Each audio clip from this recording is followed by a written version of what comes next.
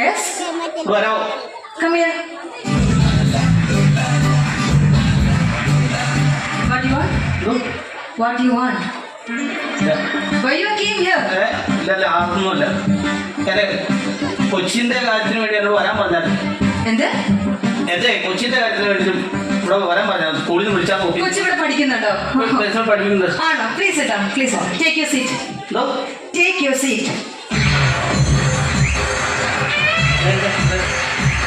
യോ കസേര താഴെ വെച്ചിട്ട് ഇരിക്കൂ. എവിടെ പോയി? എടോ അതല്ല, ആ കസേരയുടെ പുറത്ത് കയറി ഇരിക്കൂ. ഞാൻ ഏത് കുട്ടിയുടെ ഫാദറാണ്? +2 പഠിക്കുന്നു.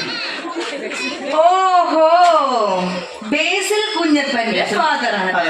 ഓക്കെ, തന്നെ ഞാനൊന്ന് കാണാനായിട്ട് ഇരിക്കുവായിരുന്നു. കണ്ടോ? അതല്ല, തന്റെ കുട്ടീനെ സ്കൂളിൽ ചേർത്തിട്ട് ഇന്ന് വരെ അവന്റെ ഭാഗത്ത് നിന്ന് ഒരു പാരന്റ് ഇവിടെ വന്നിട്ടില്ല. ഒരു സ്കൂൾ മീറ്റിങ്ങിന് വിളിച്ചാലോ അല്ലെങ്കിൽ പാരന്റ്സ് മീറ്റിങ്ങോ PTA മീറ്റിങ്ങോ എന്താണെങ്കിലും ഒരു പാരന്റ് ഇവിടെ എത്തിയിട്ടില്ല. ഭോപ്പാലിലായിക്കോട്ടെ, എന്തോ ആയിക്കോട്ടെ, പക്ഷെ കൊച്ചിന്റെ കാര്യത്തിൽ ഒരു ഉത്തരവാദിത്തം വേണ്ടേ മിസ്റ്റർ? വേണം. പിന്നെ തന്റെ കുട്ടി ഞാൻ എന്താ വിളിപ്പിച്ചതെന്ന് വെച്ചാൽ, തന്റെ കുട്ടി ഇവിടുത്തെ ഒരൊറ്റ സ്റ്റുഡന്റും തന്റെ കുട്ടിയെ പോലെ ഇല്ല. എടോ, തന്റെ കുട്ടിക്ക് ഒരിറ്റ് ഡിസിപ്ലിൻ ഇല്ല. ഡിസിപ്ലിൻ ഒരിറ്റില്ല. അവന്റെ അടുത്തുള്ള ഡിസിപ്ലിൻ പോയിട്ടില്ല.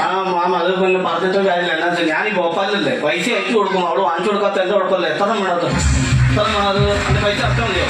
എടോ, ഇത് കാശ് കൊടുത്ത് മേടിക്കാൻ പറ്റിയ സാധനമല്ല. ഡിസിപ്ലിൻ എന്ന് പറഞ്ഞാൽ പിന്നെ പറഞ്ഞിട്ട് കാര്യമില്ല. പൈസ ഒന്നും വാങ്ങിക്കാൻ പറ്റുന്നില്ല, പിന്നെ എന്തോരം പൈസ ഉണ്ടാക്കാൻ സാധനം കിട്ടൂലെങ്കിൽ പിന്നെ ഞാൻ എടോ, ഇത് ഡിസിപ്ലിൻ എന്ന് പറഞ്ഞാൽ അച്ചടക്കം. ഇതൊക്കെ വീട്ടിൽ നിന്ന് പഠിച്ചിട്ടാണ് കുട്ടികളെ സ്കൂളിലേക്ക് വിടേണ്ടത്. വീട്ടിൽ അത്യാവശ്യം അവിടെ പഠിപ്പിക്കുന്നുണ്ടെന്ന് എന്നോട് പറഞ്ഞത്.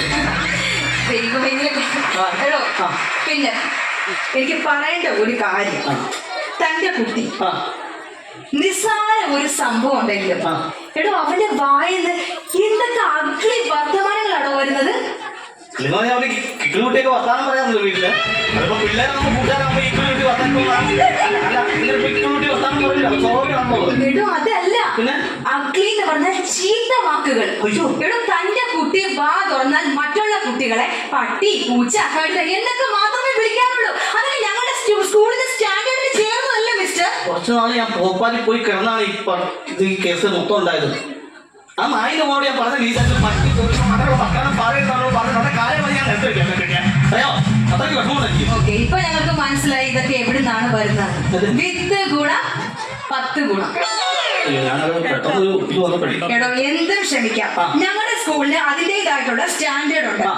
ഇന്നേ വരെ ഈ സ്കൂളിന്റെ ചരിത്രത്തിൽ ഒരു കുട്ടി സ്കൂൾ യൂണിഫോം ഇല്ലാതെ ഞങ്ങളുടെ സ്കൂളിൽ വന്നിട്ടില്ല. വരാൻ പാടില്ല. പക്ഷെ ഇന്ന് വന്നു. അതും നിങ്ങളുടെ കുട്ടി. നിങ്ങളുടെ കുട്ടി ഇന്ന് വന്നിരിക്കുന്നത് സ്കൂൾ യൂണിഫോം ഇല്ലാതെയാണ്. കാരണം ചെന്ന് നോക്കൂ, ആ കുട്ടി പുറത്ത് നിൽപ്പുണ്ട്. അല്ല, ഞാൻ പറയട്ടെ മാഡം, അല്ല അത് പറഞ്ഞ കാര്യമില്ല. കാരണം വെച്ചാല് ഭോപ്പാലിൽ കിടന്ന് ഉണ്ടാക്കുന്ന പൈസ വീട്ടിലേക്ക് അയച്ചു കൊടുക്കും. കൊച്ചിന് യൂണിഫോം ഇട്ട് കൊടുക്കട്ടെ, അത് വാങ്ങിച്ചു കൊടുക്കണ്ടേ, അത് കൃത്യമായിട്ട് എടുത്തു കൊടുക്കട്ടെ. ആ അമ്മ അത് എടുത്തു കൊടുത്തില്ലേ പിന്നെ പറഞ്ഞിട്ട് എടി പൈസ ഞാൻ അയച്ചു തരുന്നുണ്ട്. കൊച്ചിന് യൂണിഫോം വാങ്ങിച്ചു കൊടുത്തിട്ടുണ്ടെങ്കിൽ അത് കൃത്യമായിട്ട് രാവിലെ ആ യൂണിഫോം ഇട്ട് വരുന്നത് എന്റെ കടമയല്ലേ? നിന്ന് ഉരുക അറിയാവോ? കൊച്ചിന്റെ നിർത്തിക്കൊണ്ടില്ല, നിന്ന് ഉരുക മെഴുകുന്നതിന് പോലെ കത്തിത്തീരാണ്. സങ്കടമൊന്നും വാങ്ങും. ചെടിക്ക് കാല് പിടിക്കാൻ ഞാൻ തള്ളക്കുത്തരത്തിൽ പിന്നെ എന്നെ ഈ പൈസ ഉണ്ടാക്കാന്ന് മാത്രമേ നമുക്കുള്ളൂ. പക്ഷേ ഞാനത് വരുമ്പോ ഞാൻ പറയാം കേട്ടോ. മാഡം, ഇനി അത് സംഭവിക്കില്ല. ഞാൻ എങ്ങനെയാലും അടുത്ത യൂണിഫോം ഇട്ട് കൊടുക്കാം. കൊച്ചു വന്നു മാഡം, ഒരു കൊച്ചു വന്നു.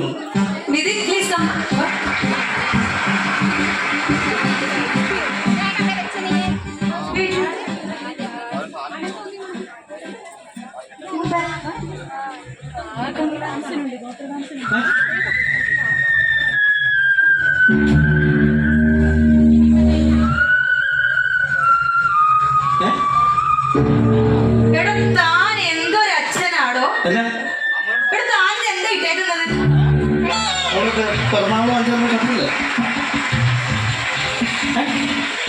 എടോ, കൊച്ചിന്റെ സ്കൂൾ യൂണിഫോം അതാണ് ഇട്ടേക്കുന്നത്.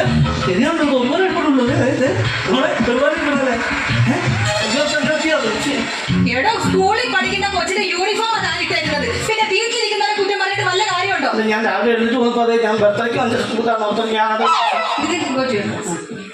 അതിപ്പോ എന്നാ ചെയ്യാൻ പറ്റുള്ളൂ? അവൻ എന്താ നീ എന്താ പോയെ?